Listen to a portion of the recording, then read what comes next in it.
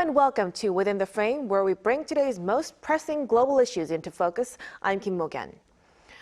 Tensions continue to escalate surrounding the Korean Peninsula. In a surprising move, North Korea reportedly deployed 12,000 troops to support Russia in the ongoing Ukraine conflict. This development, corroborated by satellite images from South Korea's National Intelligence Service, raises questions about North Korea's intentions surrounding this announcement. Pyeongyang and Moscow, meanwhile, seem to take a stance of denial, calling such reports groundless rumors. Now, amid the many reports on the regime's troop deployment, what are the implications for international relations, particularly between South Korea and Russia, as well as the evolving dynamics among North Korea, China, and Russia?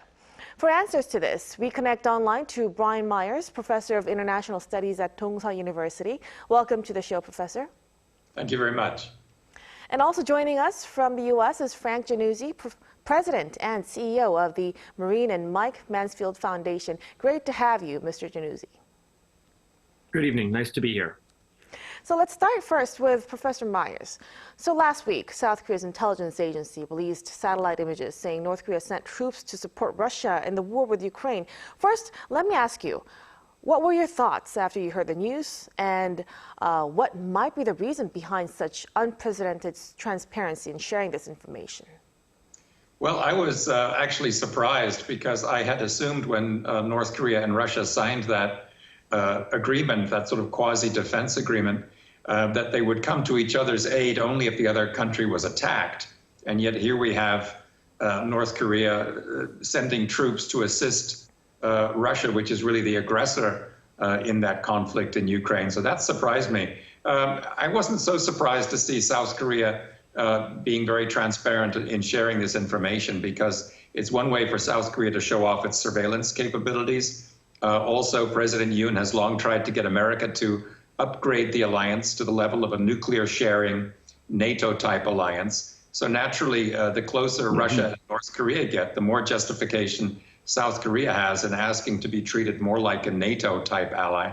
And also, I think South Korea wants to make sure that the North Korean people learn all about this business, because it doesn't make Kim Jong-un look very good. This is a country that prides itself on its autonomy, that presents itself now as a superpower, and yet North Koreans are being sent to Russia to wear Russian uniforms and fight for Putin. And I think this is why the South Korean military is broadcasting news of this troop dispatch across the DMZ to North Korean soldiers on the other side. Right, so there's no special reason for South Korea to deceive the latest information. Now, the powerful sister of North Korean leader Kim Yo-jong slammed South Korea and Ukraine the day before today for what she claimed was a military provocation against Pyongyang. Mr. Januzzi, the South Korean government has yet to put any plan into action yet. Why are they sending so much of a harsh message at this time? Well, you know that North Korea has a tradition of sort of doing a preemptive diplomatic blast when they are anticipating a harsh international response to some maneuver by the DPRK, which is in violation of international norms or sanctions. In this case, as Russia and the DPRK are clearly in violation of UN Security Council resolutions, I think that the sister of the Kim Jong-un essentially is doing the dirty work for the regime, sending out the message that they will respond harshly if indeed South Korea, the U.S.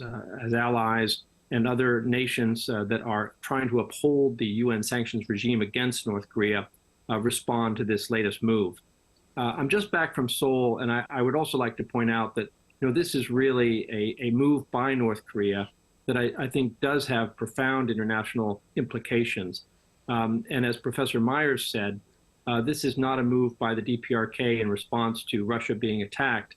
This is a move by the DPRK in support of Russia and its aggression against Ukraine. And I think that we will explore later tonight some of the implications of that. Right. Now, staying with the Kim family, the North's KCNA reported today that leader Kim Jong-un has once again called for enhancing the regime's war deterrence, disclosing the interior of its missile bases launch facilities for the very first time. Mr. Januzzi, what message do you think they want to send? Well, the timing of this is what's most interesting to me, 2 weeks in advance of the U.S. elections. And I think there is a move here by the DPRK to put down a marker about the strength of their nuclear deterrence, about their resolve to maintain that nuclear capability in the face of U.S. pressure to denuclearize, and essentially saying that no matter who wins the U.S. election, North Korea is fully committed to sustaining and indeed modernizing and expanding their nuclear deterrent capability.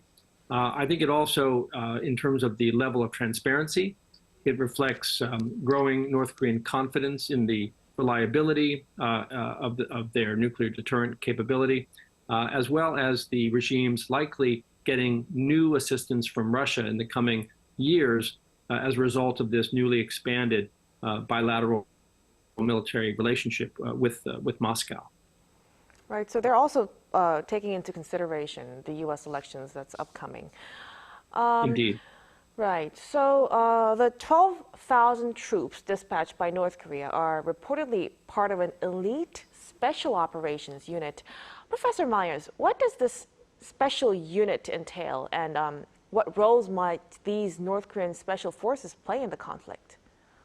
Well, the 11th Corps is a unit in South Korea's special forces, and I'm sure we've all seen North Korean propaganda film of these soldiers breaking bricks with karate chops and storming beaches. So the impression is conveyed of a kind of North Korean equivalent to America's Navy SEALs, people trained to carry out covert operations under very difficult conditions. But North Korea claims to have 200,000 soldiers in its special forces, which is just too many people to be kept at a very elite level of readiness, especially for an impoverished country like this one. Still, these are probably some of the best soldiers that North Korea has. And from the video clip that you showed at the top of the hour on Arirang, we can see that they're pretty robust-looking soldiers, perhaps tall men by North Korean standards. And I'm sure they've been vetted by the regime to make sure they're from politically reliable families. As for what roles they might play, we don't really know yet. They could end up fighting on the front line, or their purpose could be to dig trenches and build fortifications and do other jobs that would free up Russian soldiers to fight. Right. So 200,000, that's a lot. Mr. Januzzi, what implications does North Korea's large-scale troop deployment to Russia hold for regional dynamics? Well, I'd like to point out, as Professor Myers said, that these special forces units are among the best in the DPRK military. But as he also noted, many of the North Korean armed forces are at a relatively low level of readiness and training, and these are the exception. It's also worthy of note that the unit to which the North Koreans have been deployed, the 127th Motor Rifle Division in Russia, is originally based adjacent to North Korea in the Russian Far East. This is a unit that has a long history of close relations with the DPRK military. The reason this is important is because language and communication and coordination between North Korean soldiers who presumably do not speak Russian and their Russian counterparts is going to be a really tough challenge. And one of the things that this unit has is a long history of working with North Korea. Now, in terms of the regional implications of it, you know, I think that the North Korean army is going to gain significant experience as a result of deploying into Russia, whether they see combat in Ukraine or whether they're involved mostly in defense of Russian areas that have been intruded into by Ukrainian forces in recent months. Either way, they're going to gain significant combat experience and learn tactics and modern equipment from the Russians, which will be lessons they bring back to the DPRK. And it's going to sour Russia-South Korean relations even more. Those relations were not in good shape before this deployment. This deployment is going to make reconciliation between Moscow and Seoul that much more difficult. Right, so you've mentioned a lot of experience by these soldiers. Do you think that's the biggest thing that North Korea expects in return for their troop deployment from Russia? Well, I think what is new here is that both the experience they're going to get and likely some cash as well. I think the technology is also flowing from Russia into North Korea's missile programs. all of these should be very concerning to Seoul and to Washington, D.C., because it will potentially have a meaningful impact in the overall readiness and capabilities of the DPRK military forces. Right. And also, Mr. Januzzi, despite evidence of North Korean troop deployments to Russia, the U.S. and NATO remain cautious at first, stating they have yet to confirm the reports. But just an hour ago, U.S. Defense Chief confirmed that there's evidence that North Korean troops are in Russia. Why did it take so long for such comments? What factors do you think contributed to their measured response? Well, in part, it's that when the United States speaks and makes a confirmation, they want to get it right. And there's a lot of disinformation and psychological operations at play here, potentially. Remember that Ukraine is facing a depleted manpower situation. The addition of North Korean soldiers bolstering Russia's military capabilities is a discouraging event, I think, in Kyiv. I think that for the United States, the main reason to remain cautious in making the assessment is to make sure you get it right. I think there may also be operational reasons in terms of protecting sources and methods. The United States relies upon signals intelligence and satellite imagery to help make these kinds of judgments, and they don't want to really let the Russians know how much we know. Mm-hmm. Now, Professor Myers, in light of North Korea's troop deployments, South Korea's foreign ministry summoned the Russian ambassador expressing regret. What does this mean for the trajectory of South Korea-Russia relations? Well, it certainly doesn't bode well. You know, as the Russians see it, they're in a war. They need all the help they can get. And South Korea, which is effectively on the Ukrainian side, even though it doesn't supply lethal weapons yet, has no business telling them what countries they should and shouldn't accept help from. And as the South Koreans see it, this deepening partnership between Putin and Kim Jong-un poses a threat to South Korea because it seems likely to embolden North Korea to act more belligerently. As Mr. Januzzi said, this is going to make North Korean troops more capable, more combat ready, which is also a concern. So I think the trajectory of relations between Moscow and Seoul is probably going to depend to some extent on whether South Korea does send lethal weapons to Zelensky, as it says it may do, or as it says it has left open. And it also depends on how much pressure Washington puts on the Yoon administration to burn its bridges with Russia. I would hope that South Korea keeps its long-term economic interests in mind, especially in view of the strong possibility that Donald Trump wins the U.S. election and tries to put an end to this conflict. Right, so South Korea is standing at a very cautious position right now. Amid strengthening ties between North Korea and Russia, China's position seems also to be very important. How might the relationships among North Korea, China, and Russia evolve in the coming months, Mr. Januzzi? Well, you know, there's always been a nervousness between China and Russia with respect to influence and a special relationship with the DPRK. And so I imagine that there are many voices in Beijing right now who are actually a little bit jealous and also nervous about the growing military and political ties between Moscow and Pyongyang. Every time that the DPRK gains a measure of support from Russia, it essentially undercuts the full strength of China's influence over the DPRK. Having said that, what we are seeing, I believe, is a consolidation of two alternative blocs in a group that, under the six-party talks, was all meant to work together toward peace and security and denuclearization of the Korean Peninsula. And on one side, you see China, Russia, and the DPRK, and on the other, you see the United States, South Korea, and Japan. The consolidation of these rival blocs of political influence and military strength in Northeast Asia is not an encouraging development for resolution of the challenges on the Korean Peninsula. It may lend a certain stability to the overall balance, but when you do not have the opportunity for the U.S. to work with China toward denuclearization, or for China to essentially work with South Korea to try to rein in North Korean ambitions, then you see a reduction in the prospects for the kinds of breakthroughs that would be necessary to bring peace, lasting peace and stability to the Korean Peninsula. Right, because China could play a big role in that part. Indeed. Now, in other news, North Korea has released photos that it claims to be debris from a South Korean drone. Professor Myers, is this evidence, first, credible? Some experts suggest it may be a North Korean copy of the technology. What are your thoughts?